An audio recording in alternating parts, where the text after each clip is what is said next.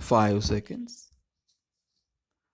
Mr. Chairman, sir, I thought that the mover of this resolution, who is a sincere participant in the Panchayat Raj movement and who has been evincing a keen interest in the working of the same, would throw some light on the present day functioning of these bodies and give his valuable suggestions to improve the situation. But nothing of that kind was there in his speech. I was really disappointed that instead of giving his own personal impressions about the working of the scheme with which he is closely associated, he took the precious time of this house in quoting extracts. Not having gone through these extracts in entirety, I am not in a position to say whether any specific importance should be attached to these or not. On the whole, he has presented a lackluster picture and has tried to generalize the situation. India is known for the working of its panchayats. In fact, we had our local governments and similar other bodies in the villages much before such a system was known anywhere in the world. That is exactly the reason why our country is described as the mother of democracy. The very well laid out village administration was very effective even when large parts of the country were overrun by foreign rulers.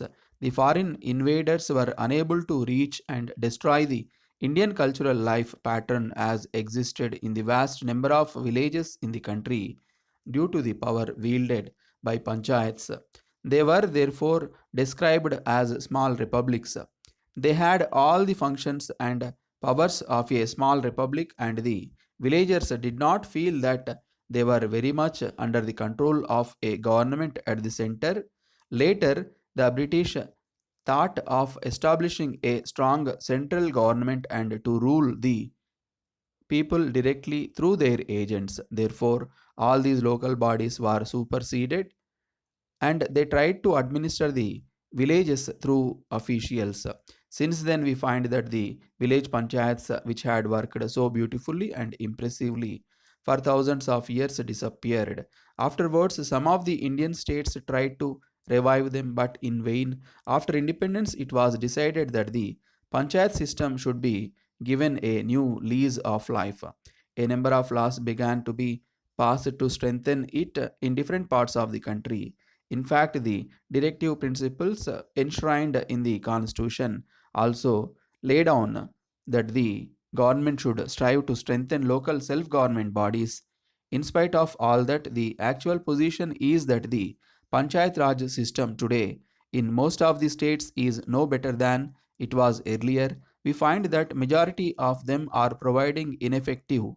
This house is aware that an expert committee was appointed to go into these affairs. This committee was which went into the issue in greater depth attributed the failure to number of causes. One of them is that proper trust is not put in the persons who are elected to these bodies.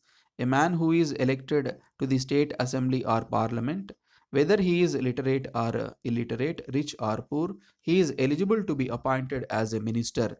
They are given all powers in regard to the life and death of the people. When it comes to the question of village panchayats, it is said that the people elected to these bodies lack of proper training.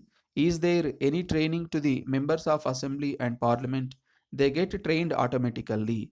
Why should you think of training these people who are elected to these bodies unless you trust them and give them every scope to work in the villages? They cannot work effectively as it is. They are given very few powers, and those powers are really exercised by men who are residing in towns and who know nothing about the villages but go about as if they are the men who know everything about villages. The most important point that has to be borne in mind is that unless you repose confidence in them, these bodies will not give their best. The second reason why they are not effective or that they have no finances. The expert committee which went into the working of these bodies also expressed the same opinion. Panchayats cannot do anything worthwhile when their financial position is precarious. If they are to be made really operative, adequate resources should be guaranteed to them. They should have fixed share in the state revenues.